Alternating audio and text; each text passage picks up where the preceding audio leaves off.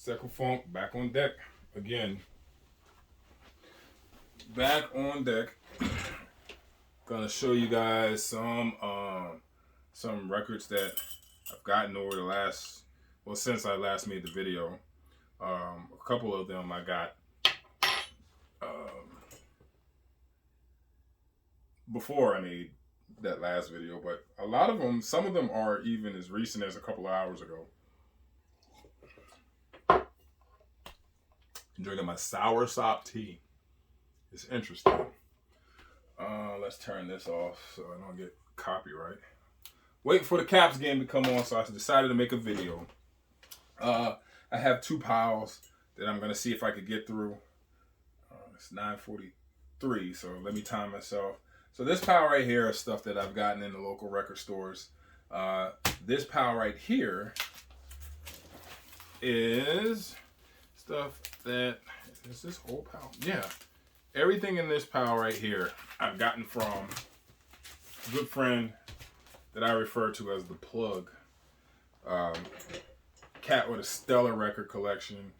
He's moving some pieces. He still gets some stuff in, but like he's moving some pieces, and so, you know, he just seemed like he has everything that I've always wanted and that I don't have already, or he has better copies. So let's just get right into it. First LP is the Rhythm Makers, Soul on Your Side. What's interesting about this LP, the Gospel Key Tones has a cover that looks similar to this. And I've always, up until a couple of weeks ago, mistaken that record for this one. So he asked me, he was like, man, do you have this one? I was like, yeah, I got that, the gospel joint. He looked at me like I was half crazy. And I looked closer. I never really, all this time, man, like, you know, auctions and everything, I never really noticed that these are two separate LPs from the Gospel Keystone. So, and what's interesting about this LP, if you look at this picture, you could tell that those guys are regular sized guys. But, you know, the first guy really played himself on the back cover because the camera is like a down shot. And this guy looks like very, very, very, very short. Let me give myself a little bit more light here. Yeah. Let me see how that looks. Oh. Yeah, that's not so bad. Yeah, this guy looks short as hell. But it's the camera angle. Look at him. Look at those pants. Played yourself on that picture. But anyway, funk record. Well done. I'm embarrassed to say that I never really noticed the difference between that and the Gospel Key Notes or Keytones LP. So, Rhythm Makers. That's one that I got in. Assegai on the Vertical Swirl label. I'm pretty sure we all know this one. African, Afrobeat, rock, Afro rock kind of LP on Vertical Swirl. I'm just going to run through these. Not going to give too much of a rundown, but we all know this one, right? Jack Wilkins, Windows. Always wanted this LP. As you know, this was one of the labels, the mainstream label that I've been trying to complete, like just get them all for collection's sake. Only because, and this is all of them, all that I have, everything you see up there is what I have on the mainstream label. And I got a lot of those all at one time, so including the Alice Clark. So it's kind of like, you know, why not just go for it? Like I got such a big chunk in one swipe, so there's only a handful left that I need to get. I'm not sure really how many more, but it's not that many. But this one is a monster. This is one of the monster LPs on the label. Very well done. Out of all the LPs, man, this is the only one that's not hard filed. I gotta still let it breathe a little bit and listen to it, but this is Derwin Holder's Astral Visions, Time Open. When he offered this to me, I knew the LP. I was familiar with it. Wasn't too familiar with the music, and I still need to give this a deep listen. But I'm pretty sure that it's not gonna be a mainstay. I'm not really feeling it. Oh yeah, this one right here, Music Report. Oof. On our Rogue label. This is the Clear Light Band. And I mean, it looks like a library. Just by the cover, it looks like a library type LP. I never really considered it that, but I guess it could be some like, you know. But this right here is really good, and I'm gonna tell you how good it is because it's disco leaning, which is you know, you could get into an area of just like cheesiness with disco leaning music, but nah, this right here is pretty intense. Well played, well recorded too. You know those foreign press LPs, they seem to do it a lot better than the United States. Prana People on Prelude, another LP that you could consider flirts with disco leaning stuff. This one not so much as the other one, but you know, this is well done too. I've known about this LP for a while. Always thought it was a little overpriced, but because I had an opportunity to not have to fly it in, I got it. And I mean fly it domestically too. I just didn't want to pay for any type of shipping on this LP. Always thought it was a little overpriced, but it is good music. It's well done. Definitely. What year is this? 77. It's 77, but it sounds closer to 80s type, you know, music. I mean, but like the way that they're structuring the vocals definitely keeps it authentic to the 70s. Here's a record that I've always wanted since I've been collecting records. Is Lee Dorsey, Yes We Can, Mr. Coal Mine himself. You know, the one song off of here, Gator Tail. I've always known that, always wanted it. Used to have dreams about going on digging trips and digging this out. Never seen it in the wild, only seen it at shows. And, you know, here it is now. I have a very mint copy of it. It's going to be hard file because I just want, it's more than the music to me, man. It's like the collector in me. It's always been after this LP. And so, you know, finally got to get that one. So this next LP, the plug hit me up and was like, yo, you know, where are you with your axle rods? And I told him for the most part, I like axle rod prods, but, you know, really wasn't big on his solo LPs. And, you know, he gave me a whole bunch of emojis like, are you crazy? And I'm basing that off of the auction. I do have a copy of the auction. And I never was impressed by it. I didn't like it. So that kind of kept me away from Axelrod's other solo LPs. And so now, like, I have two of them. The first one is his first one, The Song of Innocence, OG on Capitol. And I had no idea, man. I was previewing it, deciding whether I wanted to buy it from the plug. And then it just dawned on me, like, man, this is nothing but a prelude or a sequel to the Electric Prunes albums. So what I think this is a sequel to those albums. It's that same sound. So anybody who likes the Electric Prunes, those, what is it, Mass and E minor, I think is the name of it. And then there's another one that Axelrod produced that has that sound, man. And this is nothing more but the extension of it. And matter of fact, I think this dials that whole sound in, that large orchestral, funky funky as hell, right? It's Axelrod.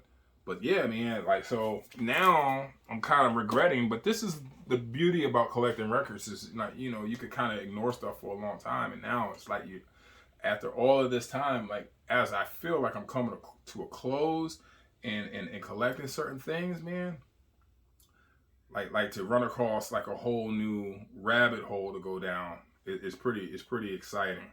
You know, like, I want to get into my Japanese, jazz, Afro LPs a little bit more. Which in the next video, I'm going to show you all my Fela. I've gotten a lot, like, I don't know, like, all of that. My Fela LPs. I've been going hard on that. So, anyway. Next one is another Axelrod called Seriously Deep. Never heard it. Haven't listened to it yet, but I'm going to get into it on Polydor. It's another original. I'm not sure if this is like crazy glare now. I'll turn on that other light. I hope not. Then I have to do this video over again. And let's see, these next, well, I'll go here first. Freedom Serenade. This is a local DC record now. I've had this record. I've had it and it's been in poor shape. So now finally I'm getting another one. If you want to know what this one is about, it's that almost like a plunky sound. Not as Afro-centered, Afro-centric as Plunky's music is, but it is in that vein. Freedom Serenade, Malone Barnes, and the Spontaneous Simplicity, which is a nod to Sun Ra, right? It's all over the place. It's funky, R&B, jazz at times. But like I said, it's like Plunky's music. That's the best thing I could do to kind of give you guys an idea of what's on it. And it's on a local label, the International Recordings. Like I said, local LP here out of Northwest DC. And that is a way better copy than the one I used to have. So these next three are Dorothy Ashby records. I just picked these up a couple of hours ago. Afro Harping. Long time ago, I bought a copy of Afro Harping on eBay.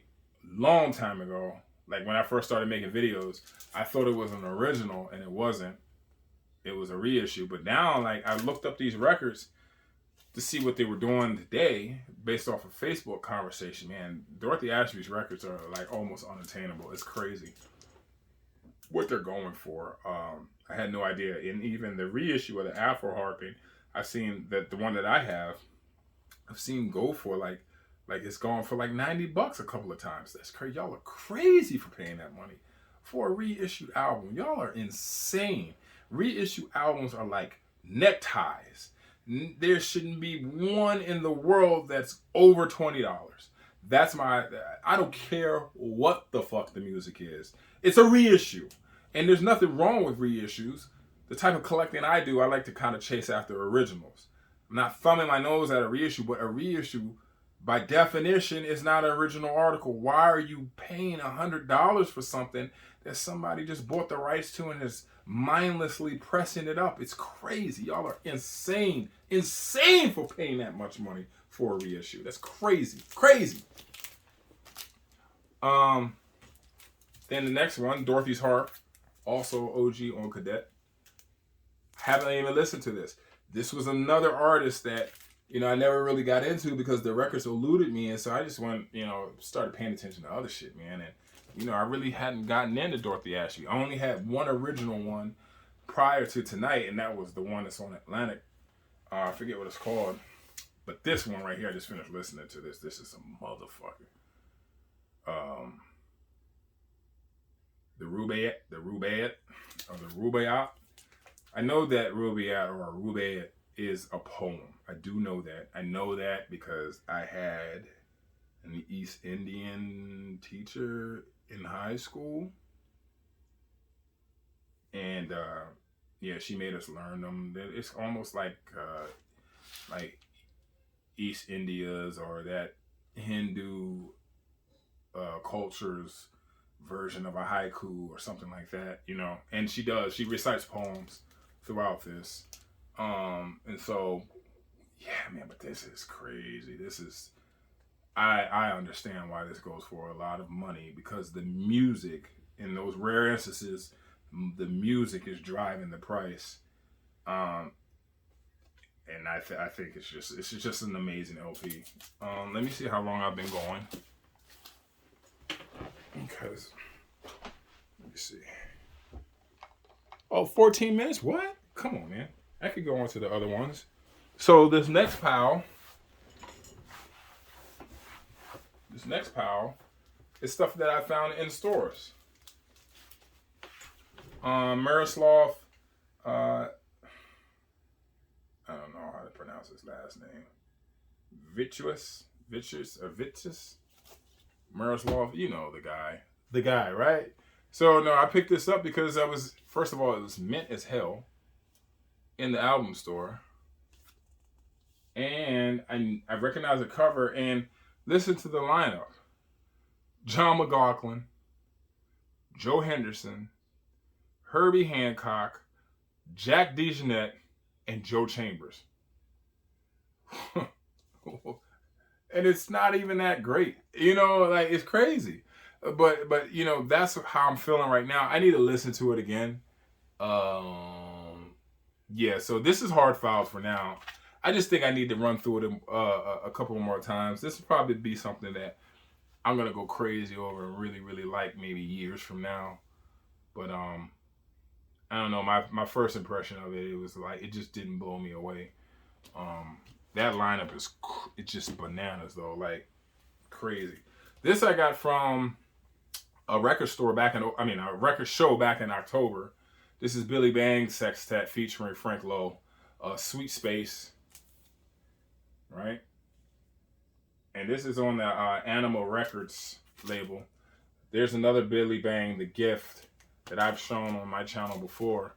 And Karen has shown either this one or another Billy Bang on this same label. So there's like a trio of them, right? I guess this, The Gift, and another one. Yeah, man, this like all of those records on this label are really high energy. Once he gets going, they don't stop. They don't take the foot off the gas, and it's a crazy listen. Especially The Gift. I love that one, but this one is right up there with it. The Billy Bang Sextet, Sweet Space.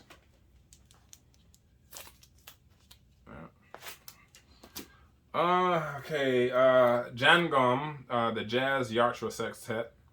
This is an interesting one. I got this from CD Seller in Virginia. It was just kind of sitting there. I didn't even want to preview it. I just took a chance on it at like 20 or 30 bucks or something like that. I was just like, man, like normally, this sounds silly, but albums that kind of have this like collage, like, you know, the international albums have this collage of their musicians. To me, like really, really, really get busy and get down to business.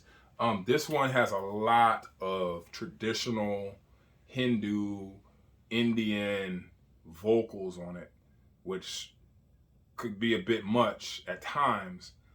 But on this album, it's not. It's kind of mellow, right? And so, and they have another song. It's on side 2. I think it's City Life, that kind of starts off in this traditional kind of Indian instrumentation and vocals, and then just like really breaks out into this really, really fabulous jazz piece. So yeah, man, look this up. It's on YouTube. I know for a fact it's on YouTube. If I could remember, I'll put the link in the description. Well, if I could remember, I'm not promising. Michael Urbaniak Group. This is, we all know, the Polish Jazz series on the Musa label. Unlike a lot of his stuff, which is fusiony and funky, this one is actually kind of like you know, behaves itself and just toes the jazz line. Nothing real special here, but I grabbed it. I don't know. I might move it later. It's not a super rare LP, but it's okay. Oh man, I got this Sunday. Walked into their local record store here, Som Records, off of 14th Street here in DC, and I need to get into that shop a lot more. Walked in there and saw this on the shelf. Now there's another record store in DC right now that has a copy of it that's a lot worse. This is the mintest copy. Matter of fact, this is probably the cleanest Strata East I have in my whole entire Strata East collection, except for the M Boom. My M Boom is clean as fuck. But look at that. Now there's no real music to be had off of this, and the only time I would assume that somebody would listen to this over and over again is if you're just like clinically insane, because it's just nothing but a lot of noise. But I mean, for completion's sake, I got it, and because it was so damn clean, I got it. You know, I'm closing in on the Strata East label, so I was like, that's a nice piece to own. Just picked this up tonight from Red Onion. Everybody knows I love Red Onion Records and the owner. This is John Coltrane's Own. I'm about to put this on when this video finishes. because I've been wanting to spend this, and it's so clean. That's the thing. That's the theme. Man, it's just getting these LPs in such mint condition, man. Like, shit. That to me is just a value added. Another one that I picked up, the Julius Priesters and the Maritime Intrusion, polarization on ECM. And I think Derek showed this, if I'm not mistaken, or he might have shown another Julian Priester one. But I haven't listened to this. So yeah, we all know him, Julian Priester, Sun Ra, Blue Note, all of the good stuff, right? So I'm gonna get into this, and we'll see. It'll be on my next video, stuff that I've listened to. Here's another one. I got this on the cheap. Genesis by Elvin Jones. I haven't listened to this either, but you know, everybody knows that the Blue Notes that I like are from like 66 all the way up to 78, 79, even some in the 80s.